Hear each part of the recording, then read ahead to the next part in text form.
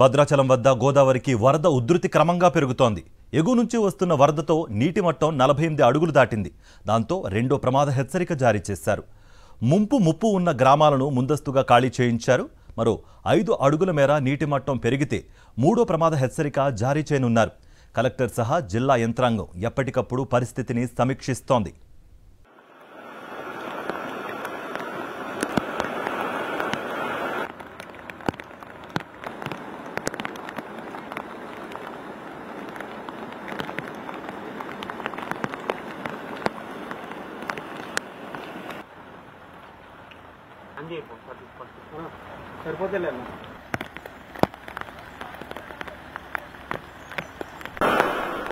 గోదావరి పోటెత్తుతోంది. భద్రాచలం వద్ద గోదావరికి వరద ఉధృతి అంతకంతకు పెరుగుతోంది. ప్రస్తుతం రెండో ప్రమాద హెచ్చరిక కొనసాగుతోంది. ఎగువ నుంచి కురుస్తున్న భారీ వర్షాలకు వాగులు, ఉపనదులు ఉగ్ర రూపం దాల్చడంతో ఆ నీరంతా గోదావరిలో కలుస్తోంది. దీంతో ఉధృతి మరింత పెరగనుంది. మరోవైపు ముంపు ప్రాంతాల ప్రజలను అధికారులు పునరావాస శిబిరాలకు తరలిస్తున్నారు. ఏజెన్సీలోని పలు గ్రామాలు జలదిగ్బంలో చిక్కుకుపోయే. ఇప్పటికే చెర్ల మండలంలోని 3 గ్రామాల ప్రజలను ఖాళీ చేయించి పునరావాస కేంద్రాలకు తరలించారు అధికారులు. వరద ఉధృతి నేపథ్యంలో అధికారులు అప్రమత్తమయ్యారు.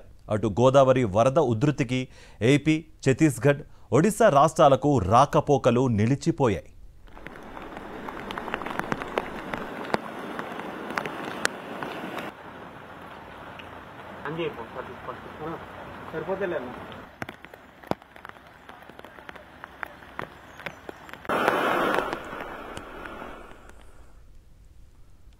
ఇదే అంశానికి సంబంధించి మరింత సమాచారం మా ప్రతినిధి మహేందర్ అందిస్తారు. మహేందర్, ప్రస్తుతం పరిస్థితి ఎలా ఉంది? రెండో ప్రమాద హెచ్చరిక జారీ చేసినట్టుగా కూడా తెలుస్తోంది. మీ దగ్గర ఉన్న ఇన్పుట్స్ ఏంటి? అధికారులు ఏమంటున్నారు?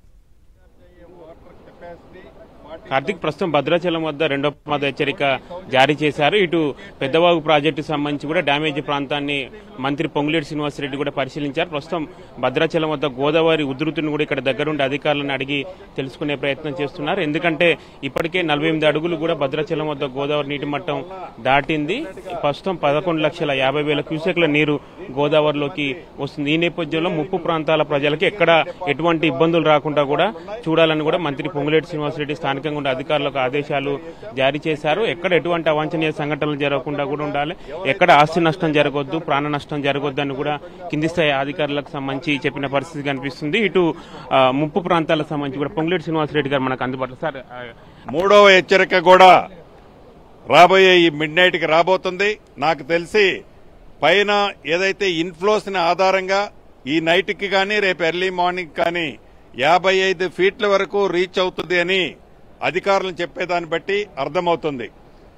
మూడో హెచ్చరిక జారీ చేసినా ఇంకా ఎక్కువ వాటర్ వచ్చినా ఎక్కడా చిన్న నష్టం, ఆస్తి నష్టం గాని ప్రాణ నష్టం గాని జరగకుండా ఉండే విధంగా గౌరవ ముఖ్యమంత్రి రేవంత్ రెడ్డి గారు ఇప్పటికే ఆదేశాలు ఇచ్చారు.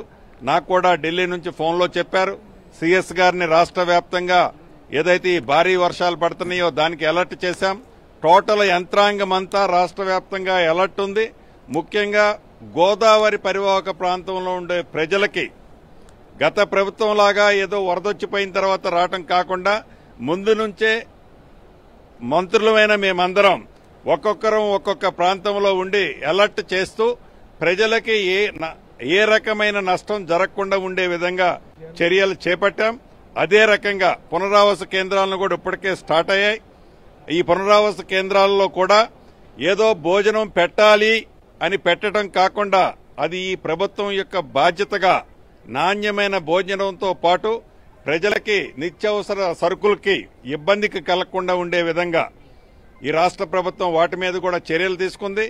అధికార యంత్రాంగం కూడా భద్రాద్రి కొత్తగూడెం జిల్లా అధికార యంత్రాంగం, కలెక్టర్ గారు, ఎస్పీ గారు, ఐటీడీఏ పీఓ గారు, మిగతా యంత్రాంగం అంతా కూడా చాలా కష్టపడి పనిచేస్తున్నారు. తప్పకుండా ఈ గోదావరమ్మ ఎంత ఉధృతంగా వచ్చినా ఈ ప్రజలకి, ఈ ప్రజల ఆస్తులకి ఏ రకమైన ఇబ్బంది జరగకుండా ఉండే విధంగా ఈ రాష్ట్ర ప్రభుత్వం ఇప్పటికే చర్యలు తీసుకుంది. గతంలో ఈ గోదావరికి 2 పక్కల ఫ్లడ్ బ్యాంక్స్ ఆనాడు కాంగ్రెస్ ప్రభుత్వంలో దివంగత నేత రాజశేఖర రెడ్డి గారు ఏర్పాటు చేశారు. అయితే ఆనాడు కొంతమంది కోర్టుకు పోయిన కారణం చేత గ్యాపులు కొన్ని ఉన్నాయి. ఆ గ్యాపులు గడిచిన 10 సంవత్సరాల్లో ఏ ఒక్క ప్రభుత్వం ఆ గ్యాపులు పూర్తి చేయలే.